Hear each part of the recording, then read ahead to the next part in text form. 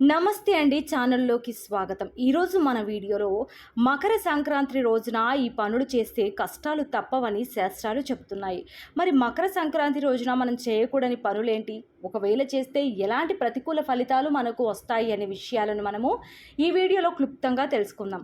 అంతకంటే ముందుగా మీరు ఇప్పటి వరకు మన ఛానల్ని సబ్స్క్రైబ్ చేసుకోకపోతే సబ్స్క్రైబ్ చేసుకొని పక్కన ఉన్న బెల్ ఐకాన్ని క్లిక్ చేసి ఆల్ సెలెక్ట్ చేసుకున్నట్లయితే మేము అప్లోడ్ చేసే ప్రతి వీడియోని ముందుగా మీరు నోటిఫికేషన్ త్రూ అయితే చూడవచ్చు. మకర సంక్రాంతి త్వరలో రాబోతుంది. తెలుగువారు అత్యంత ప్రతిష్టాత్మకంగా జరుపుకునే పండుగల్లో మకర సంక్రాంతి ముఖ్యమైన పండుగ. ఈరోజు సూర్యుడు మకర రాశిలోకి ప్రవేశిస్తాడు. పురాణాల ప్రకారం చెప్పాలంటే సూర్యుడు తన కుమారుడైన శని ఇంటికి ఈరోజు వెళతాడు. సూర్యుడు శని ఇంటికి ప్రయాణం చేసిన సమయంలో మకర సంక్రాంతి ఏర్పడుతుందని చెప్తున్నారు. అయితే మకర సంక్రాంతి పర్వదినాన మనం ఏ పనులు చేస్తే ప్రతికూల ఫలితాలు కలుగుతాయనేది ప్రతి ఒక్కరూ ఖచ్చితంగా తెలుసుకోవాలి. మకర సంక్రాంతి పర్వదినాన పొరపాటున కూడా మిగిలిపోయిన ఆహారాన్ని తినకూడదు.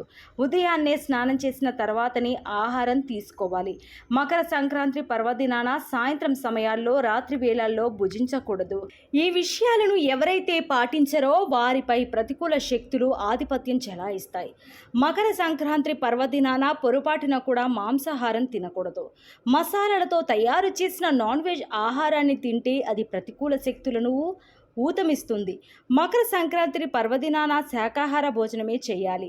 ఆకుకూరలు, కూరగాయలతో తయారు చేసిన ఆహారాన్ని మాత్రమే తినాలి. నాన్ వెజ్ తిన్నవారికి కోపం అధికమవుతుంది.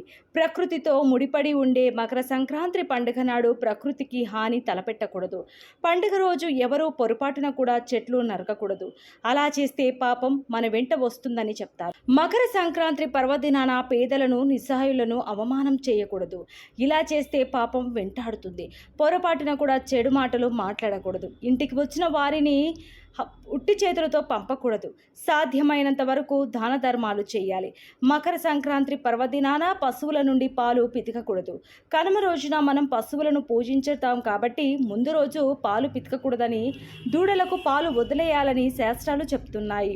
ఇక మకర సంక్రాంతి పర్వదినాన సూర్యుడికి కోపం తెప్పించే ఏ పనులు చేయకూడదు. శని గ్రహానికి కూడా కోపం తెప్పించే పనులను చేయకూడదు. అలా చేస్తే తప్పనిసరిగా ప్రతికూల శక్తులు మనపై చూపిస్తాయని, ఆ ఫలితాలను మనం అనుభవించాల్సి ఉంటుందని శాస్త్రాలు చెప్తున్నాయి.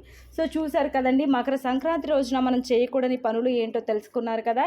ఈ వీడియో నచ్చితే లైక్ చేయండి. మరో చక్కటి వీడియోతో మళ్ళీ కలుసుకుందాం. నమస్కారం.